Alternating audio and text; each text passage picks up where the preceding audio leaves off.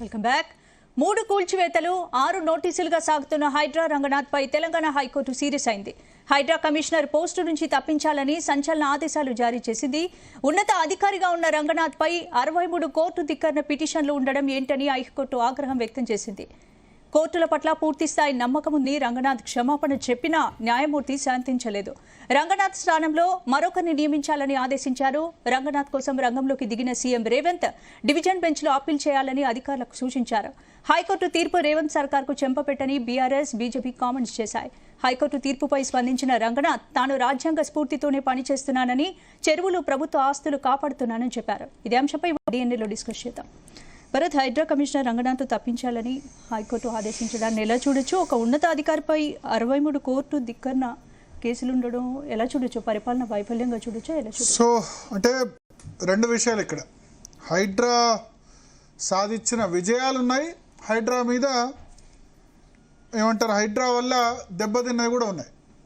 ఒకటి, ఫస్ట్ నేను హైడ్రా వల్ల జరిగిన పాజిటివ్స్ మాట్లాడతాను, నెగిటివ్ చెప్పట్లేదు. పాజిటివ్ ఏంటంటే ప్రభుత్వ ఆస్తుల సంరక్షణ, చెరువుల సంరక్షణ ఇటువంటివి జరిగాయి. జరగలేదనేది కాదు. ఎగ్జాంపుల్, బతుకమ్మ కుంట అంబర్పేటలో ఉంది. బతుకమ్మ కుంట అనేవాళ్ళు, బతుకమ్మ ఆడేవాళ్ళు కూడా. బట్ అది ఆక్రమణలకు గురైంది, అందరికీ తెలుసు. కూకటపల్లి చెరువు, నల్ల చెరువు, చాలా చెరువుల పునరుద్ధరణ జరిగింది, ప్రభుత్వ ఆస్తుల సంరక్షణ జరిగింది. అస్సలు జరగలేదని మనం చెప్పలేం. హైడ్రా వల్ల మొత్తం నెగిటివే జరిగిందా, అసలు పాజిటివే లేదా అంటే అది ఖచ్చితంగా తప్పు అవుతుంది విశ్లేషణ. అయితే నెగటివ్ ఏంటంటే హైడ్రా, దానివల్ల హైదరాబాద్ రియల్ ఎస్టేట్ పడిపోవడానికి ఒక మేజర్ కారణం కూడా హైడ్రా అయింది. అంటే బడాబాబుల జోలికి పోకుండా సెలెక్టివ్గా టార్గెట్ చేస్తున్నారు. ఎవరైతే తమ మాట వినని వాళ్ళని టార్గెట్ చేస్తున్నారు. ముఖ్యంగా నిరుపేదల నివాసాలని కూల్చారు, బడాబాబుల జోలికి పోలేదు అని ఆరోపణ. అయితే ఇందులో కూడా మనం చూడొచ్చు, నాగార్జునది ఎన్ కన్వెన్షన్ కూల్చింది మరి హైడ్రానే కదా, బడాబాబే కదా నాగార్జున. పల్లన్ రాజు ఎవరైతే కాంగ్రెస్ పార్టీకి సంబంధించిన కేంద్ర మంత్రి ఉన్నారు కదా, ఆయన సంబంధించిన దాన్ని కూల్చింది కూడా హైడ్రానే కదా. సో ఇవన్నీ అయితే కొన్ని చోట్ల, చాలా చోట్ల నివాసం ఉంటున్న ప్రజల్ని అక్కడ నుంచి ఖాళీ కూడా చేయించారు. అంటే వాళ్ళకి పునరావాసం చూపించకుండా, వాళ్ళకి ఏదో ఒక డబుల్ బెడ్రూమ్ ఇంకా వేరే చోటు ఇవ్వకుండా కూల్చిన సందర్భాలు కూడా ఉన్నాయి.